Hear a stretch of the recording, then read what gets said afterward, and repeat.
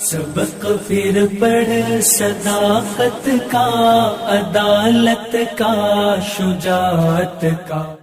जी भाई रैशनलिस्ट साहब, सॉरी मुफ्ती आ रही है? मुफ्ती साहब आवाज आ रही है? जी भाई, आप क्या हैं, एथिस्ट हैं? मुफ्ती साहब मैं मुस्लिम था, लेकिन अभी ऐसे पड़ाव पे हूँ कि कुछ शक व शुबहत है, तो उस वजह से वापस भी आना चाहता हूँ, लेकिन एक हिसाब से एक्स बन चुका हूँ, समझो। ठीक है जी, बोलें। तो सबसे पहला मेरा शक व शुबा ये था कि जैसा कि आपने वो एक एक्स मुस्लिम भाई आए थे, ये भाई से पहले के पहले कि हर चीज के पीछे हिकमत है, अल्लाह के हर इसके पीछे। तो 11 साल की एक लड़की से एक नबी की शादी कराने की क्या हिकमत थी? दो हिकमतें हैं। पहली हिकमत तो ये है कि ये बताना कि एक बच्ची का निकाह, यानी एक लड़की का निकाह, उसके लिए जो एज लिमिट है वो अदालत तय नहीं करेगी, बल्कि जब वो ज़हनी और जिस्मानी तौर पर लायक हो जाए निकाह के, तो उसका निकाह कर दिया जाएगा। पहली हिकमत।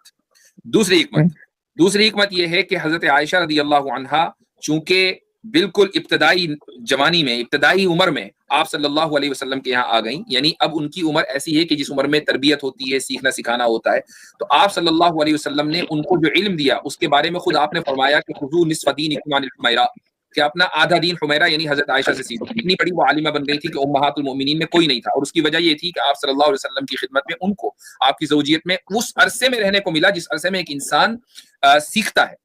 ये दो हिकमतें हैं जी।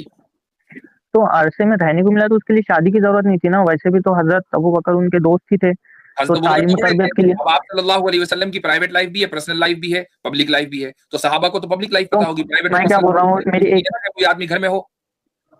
सुनिए, अगर तरबियत देनी है तो किसी से शादी कराने की जरूरत। मैं आपसे ये पूछता हूँ कि चलो ठीक है, हजरत आयशा की उम्र क्या होनी चाहिए थी निकाह के लिए?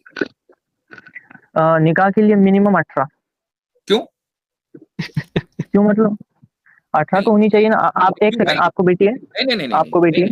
नहीं है, नहीं है। Emotional argument. 18 क्यों होनी चाहिए?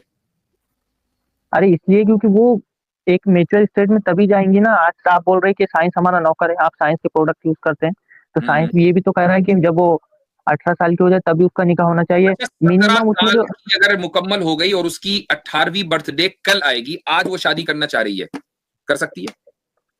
हाँ कर सकती, क्योंकि अब नियर हो गई ना। एक एवरेज ले लो भाई, इलीगल है। हाँ वो तो कानून के हिसाब से होगा, वो इलीगल है। अब वो जो देश 18 साल की उम्र है, ये आपको किसने बताया? कानून ने तो बताया ना, या आपको इल्हाम आया था ऊपर से कहीं? हाँ कानूनी बताई।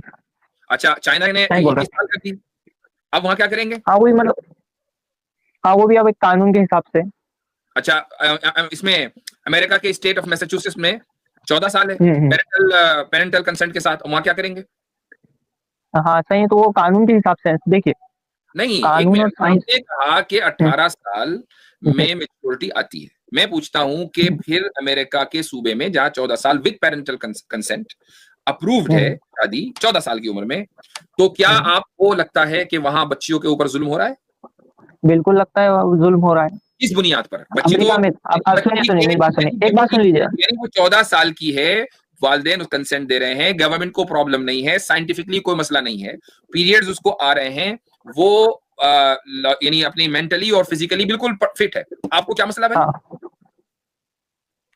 फिर भी मतलब मुझे मसला इस एतबार से कि मतलब वो किसी की जोजा बनेंगी तो वो जो जिम्मेदारियां वो नहीं ले पाएंगी, लेकिन ठीक है उसका कंसेंट है, पेरेंट्स का कंसेंट है, लॉ का कंसेंट, तो ठीक है मुझे कुछ प्रॉब्लम नहीं है। आपको प्रॉब्लम नहीं है चूंकि पेरेंट्स का और लॉ का कंसेंट है। प्रॉफिट सल्लल्लाहु अलैहि वसल्लम का जो निकाह हज़रत आयशा से हुआ, पेरेंट्स का कंसेंट था या नहीं था? हाँ बिल्कुल था, बिल्कुल था। लॉ का कंसेंट था या नहीं था? लॉ का कंसेंट भी था। प्रॉब्लम क्या है? हाँ तो एक मेरी बात सुनिए, आपने मेरे को बिल्कुल सही दलील दी और बहुत अच्छी लगी मुझे आपकी दलील। अभी आप बात सुनिए कि डॉक्टर जाकिर नाइक का एक बयान सुन रहा था, वो बोल रहे थे कि बोले आप सल्लल्लाहु अलैहि वसल्लम जब पैदा हुए तो देखिए ऐसे ऐसे रिवाज थे कि बेवा माओ से शादी करने का रिवाज था। तो एक डॉक्टर जाकिर नाइक ये दलील देते हैं कि बोले ये जो बच्ची वो उस उम्र में निकाह करने का रिवाज था, तो बेवा माँ से निकाह करने का भी रिवाज था। तो आप सल्लल्लाहु अलैहि वसल्लम ने एक रिवाज को तोड़ा, एक रिवाज को पकड़ा। ये बाइसिंग क्यों भाई? दोनों भी तोड़ो ना, बच्चों से निकाह का भी तोड़ देते। ये बाइसिंग क्यों हुई? मुझे इससे सवाल है। एक मिनट, वो ये बायसनेस इसलिए नहीं है कि जब आप खुद ही मान रहे हो कि आप सल्लल्लाहु अलैहि वसल्लम का निकाह पेरेंटल कंसेंट के साथ विद और law according to in accordance to law हुआ है, ठीक है, और अब कोई मसला तो नहीं है ना उसमें, कोई इशू तो नहीं है। जब आपको इशू ही नहीं है तो तोड़ने की क्या जरूरत है? तोड़ा तो उस चीज को जाएगा ना जिसमें इशू हो। मसलन बच्चियों को जिंदा दरगोर करने का रिवाज था, आप सल्लल्लाहु अलैहि वसल्लम ने तोड़ा, उसमें इशू था। इसमें इशू क्या है वो बताओ? तोड़ेंगे तो जब ना जब इशू होगा। जब इशू होगा जब तोड़ेगी, सही है ना।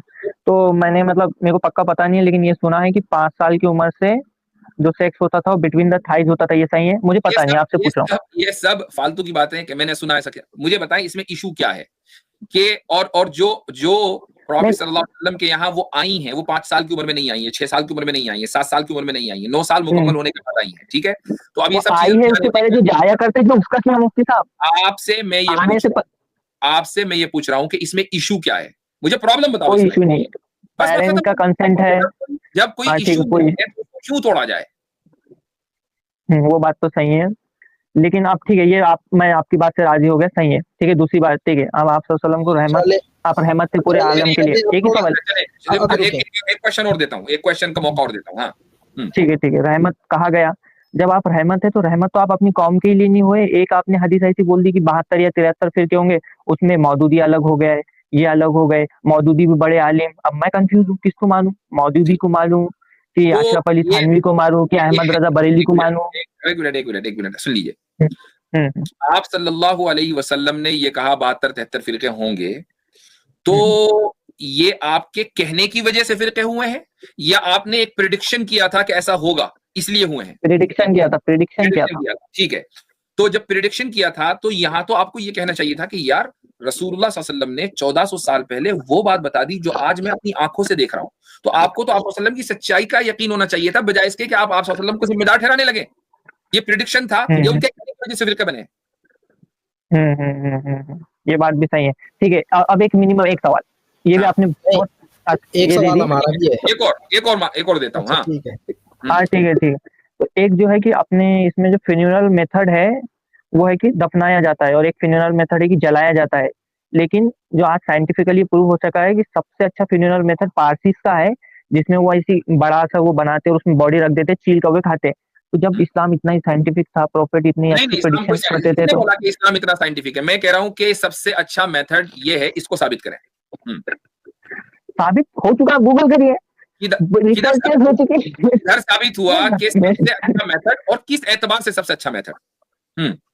हाँ, तो ये तो मैं भी आपको एक्सप्लेन नहीं कर सकता, क्योंकि देखिए हमारी इकोलॉजी की क्लास चल रही थी, सुनिए मेरी बात सुनिए ना। इकोलॉजी की क्लास चल रही थी, साइंस की क्लास थी, टीचर हिंदू थे, इस बावजूद उन्होंने बोला कि अभी ये सबसे अच्छा मेथड ये है। एनसीईआरटी की बुक में तो वो नहीं है शायद, अभी लिख दिया कि सबसे अच्छा मेथड है, इसलिए सबसे अच्छा मेथड है। नहीं, बिल्कुल नहीं। देखिए किसके बोलने से नहीं हो जाता। सुनिए मेरी बात, मेरी बात। अंटार्कटिका में कोई मरेगा उसको क्या करेंगे? पोलर बियर को खिला देंगे। अच्छा, बात ये है कि हजरत खिदमत जो हो रही है ना, खिदमत की जा रही है, पारसी खिदमत कर रहे हैं, बॉडी की गिद्धों को खिला रहे हैं। मैं कह रहा हूँ इंसान भूखा मर रहा है, क्यों ना दादी अम्मा को इंसान को खिलाया जाए। Why don't you do that? ये भी बात है, सही बात है। अगर गिद्धों को खिला सकते हैं तो इंसान को ही नहीं खा सकता। हाँ, वो बात भी सही है कि अगर उनको खिला सकते तो इंसान क्यों नहीं खा सकता, लेकिन ये बात भी है ना कि किसी के कहने से अब सारी बातें सही हो गई हमारी। तो अब देखो आप जो है ना इस्लाम में वापस आ जाए। इस्लाम के बाहर खड़े होंगे ना, इस्लाम के बाहर खड़े होंगे, इसी तरह की ऊट पटांग बातें आपके जहन में आएंगी, और आप फिर हमारे पास आओगे, हमसे कहोगे हाँ बात सही है। आपने 3 बातें की, तीनों बातें गलत निकली, आपकी इससे साबित हुआ इंशाल्लाह सारी बातें गलत हैं। अब आप वापस आ जाएं और अपने ईमान की फिक्र करें। मरने के बाद यही सवाल किया जाएगा, एनसीईआरटी से क्वेश्चन नहीं आना है, क्वेश्चन आना कुरान से। ठीक है, तो मैं वो बोल रहा था कि आपका अगर कोई ऐसा पर्सनल ग्रुप हो तो आपसे बात करनी थी। रुके। हाँ बोलिए। कब छोड़ा इस्लाम? मतलब देखिए एक्चुअली ना मेरी प्रॉब्लम, सुनिए, मेरा छोड़ने की एक बहुत लंबी कहानी है, मैं शॉर्ट में बता देता हूँ। एक्चुअली मुफ्ती साहब मैं एक मदरसे में था, कितने नहीं देखिए कितने साल? लगभग 5 साल। अभी एज 23 है। 23 मतलब इसका 16 साल। 16 साल, हाँ, तो सॉरी 17 साल है, 17 या 18 साल के पास छोड़ा आपने। तो उससे पहले मतलब मदरसे में थे तो आपने तो खूब पढ़ाई लिखाई आती होगी, आपको अरबी वगैरह सब आती होगी। मदरसे में मतलब ये नहीं था, सिर्फ नाजरा किया है, नाजरा किया। और अभी तो मेडिकल स्टूडेंट हूँ। हाँ, मकतब में था, तो मकतब में एक्चुअली मेरा सेक्सुअल अब्यूज हुआ था। हाँ, तो मंदिर में भी हो सकता है, उसमें क्या बात है, इसलिए छोड़ा आपने। ठीक, नहीं उसलिए नहीं छोड़ा, एक्चुअली मेरा ना फिर एक मुझे साइकोलॉजिकल प्रॉब्लम है जिसको बोलते हैं तो ऑब्सेसिव वो इसीलिए हुई थी, तो वो कोई बात नहीं है, इंशाल्लाह आप साइकाइट्रिस्ट को दिखाएं। मसला इस्लाम में नहीं है, मसला जो है वो माइंडसेट का है और मसला एक साइकोलॉजिकल इशू है। तो ये इस तरह की चीजें कहीं भी हो सकती हैं, हर जगह अच्छे बुरे लोग होते हैं। तो ऑब्वियसली बात है कि जरूरी तो नहीं है कि अगर कोई जगह है जहां पर मकतब में मान लीजिए कोई बैठा हुआ है तो वहां सारे फरिश्ते ही हैं, अच्छे खराब लोग भी लोग नहीं वो तो मैं वो आदमी को ब्लेम नहीं करता, वो प्रॉब्लम नहीं, वो ठीक है, वो ब्लेम आप किसको कर रहे हैं समझ में आ रहा है। तो भाई ऐसा है, आप इनको अपना पर्सनल ईमेल दे दें, आतिफ रियान पर्सनल ईमेल दे दीजिए, तो ईमेल कर दें आप इनको, फिर देखेंगे इंशाल्लाह आपसे बात करेंगे। चलें बैक स्टेज भेज रहा हूँ आपको, अपना ईमेल लिखे वहाँ पे, मैं आपको ईमेल कर दूंगा। ठीक है थैंक यू मुफ्ती साहब। चलें जी, ईमेल लिख के जाइए। आज मुफ्ती साहब आपकी फिर से बात सही हो गई कि ऐसे बेचारों को ना वो ट्रॉमा होता है। ट्रॉमा है, मैं हमेशा यही कहता हूँ कि मसला ट्रॉमा है और कुछ नहीं है जी। वो ब्लेम करते हैं फिर। वालेकुम सलाम। सबक फिर पढ़ सदाकत का, अदालत का, शुजाअत का, लिया जाएगा तुझसे काम दुनिया की इमामत का। सबक फिर पढ़ सदाकत